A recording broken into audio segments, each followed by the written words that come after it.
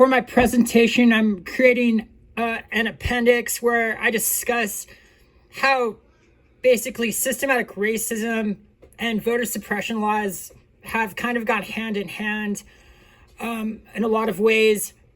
Here we see that Native Americans finally getting the right to U.S. citizenship in 1924.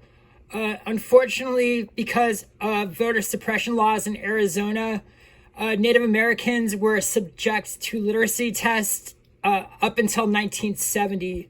So thankfully, the Supreme Court eliminated the requirement of literacy tests, but think that 1970 is almost 50 years after Native Americans were granted citizenship.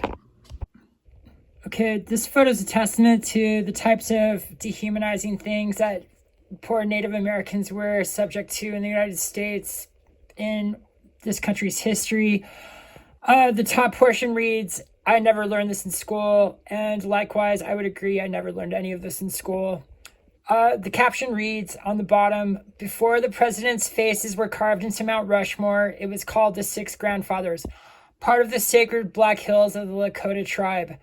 The U.S. government seized the land illegally in 1877 after gold had been discovered there. President Grant secretly ordered the Army not to protect local tribes, as bounty hunters collected up to $300 for each Native American killed. The carving of 4 presidents into the hills took place in the 1920s, funded in part by the Ku Klux Klan." So, unfortunately, this beautiful mountainside was really desecrated. And when you see a stamp or a poster of Mount Rushmore, it's basically presented to the viewer completely out of context because none of this information is included anywhere in those photos. Lastly, in this appendix, I want to talk about how American citizenship and voting rights were not available to Asians and Asian Americans until the Immigration and Nationality Acts of 1952 and 1965. So here we see a tweet from George Takei of Star Trek fame. He states, "Watching people melt down over a black Santa in the Mall of America. Santa is white.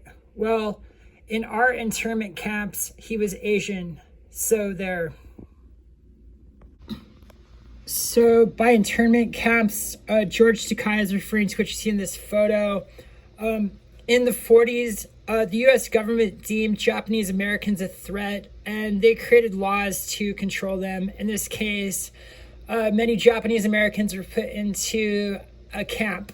This stemmed from fears and paranoia based around the Japanese-American War during World War II. A personal note about the internment camps, I got this information from somebody that lived in Phoenix, Arizona in the 40s, and they said that the government basically took a boulevard in Phoenix and said, everyone on the east side of this boulevard who's a Japanese American will have to go to the camp.